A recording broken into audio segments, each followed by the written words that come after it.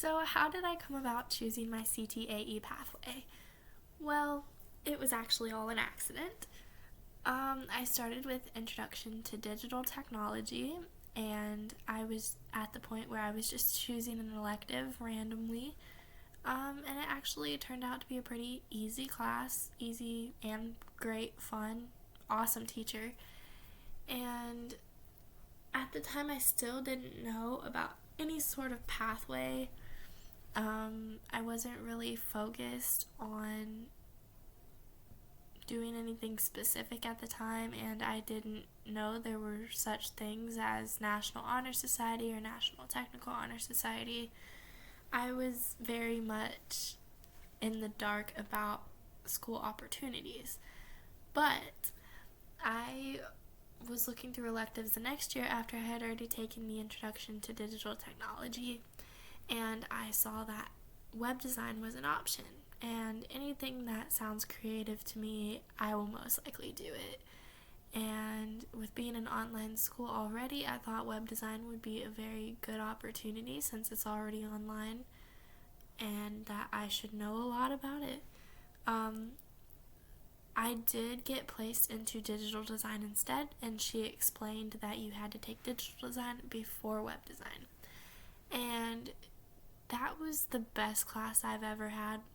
Digital design was just the student communication, the teacher communication, the fun activities and ways to be creative. It was just an amazing class.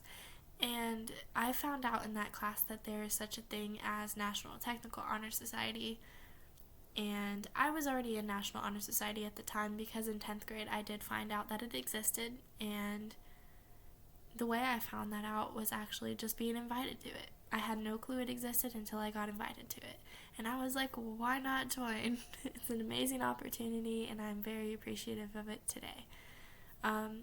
So I figured it would be very similar to National Technical Honor Society. I had my teacher explain the whole process of it to me. And with her doing that, I was like, well, is there a way I can be a National Honor Society and National Technical Honor Society at the same time? And she's like, yeah, plenty of students do that. And so I decided to work towards that goal. And so after digital design, I again applied for web design and I got into it.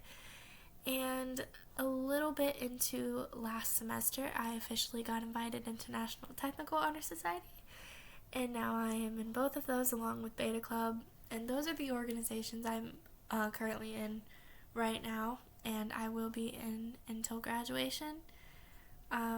It's also led me to be in the honors graduation, and so that is also amazing. I'm very excited about that, and I look forward to that opportunity. But to think that it was all an accident is really crazy to me, because I would have never thought I'd be in the place I am today without it. And it has made me grown not only as a person but also in my career choices. And so I'm very grateful for the accident that was in front of me at the time that I had no clue would lead to this. Careers that I'm interested in, there's basically only two at this point. I have very high goals for myself. And my number one career choice that I'm going to college for is psychiatry. I've been accepted to a North Carolina college already that I'm going to choose to go to.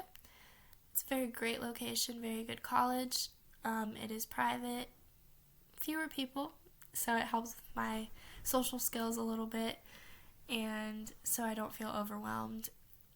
And I got accepted into majoring in psychology there, which is the number one study there anyway, so it's going to be great to relate to all of the students that are also studying it as well. And I am also minoring in biology. This is all to have 4 years of college, 4 years of medical school, and then each year get 30 credits to update me on medicines, and so I have the best relation to the patients as possible in my career. So that kind of says what I'll do after graduation, the careers I'm interested in, everything like that. With the entrepreneur question, I consider myself an entrepreneur, but at the same time, I don't. Um, when I think of entrepreneur, I think of the show Shark Tank, and I think of people creating products to start their businesses. But when thinking about the true meaning of entrepreneurship, I also think of just people starting from a low point and starting their businesses out of nowhere and having that kind of drive to be a leader. And so basically, I do consider myself an entrepreneur because I will be starting my own psychiatry business once I graduate from medical school and get into that place where I can have the steadiness on my own.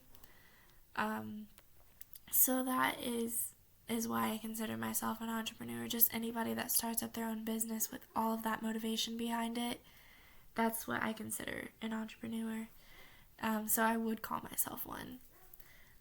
I am not doing work-based learning or dual enrollment. Both require a car, and unfortunately I do not have transportation for either of those, or I would have done work-based learning especially. I've been invited to do both of those since 9th grade, and I just have not had the opportunity because of transportation. And if I had that, it would be way better, but unfortunately that is the only reason that I have not done either of those.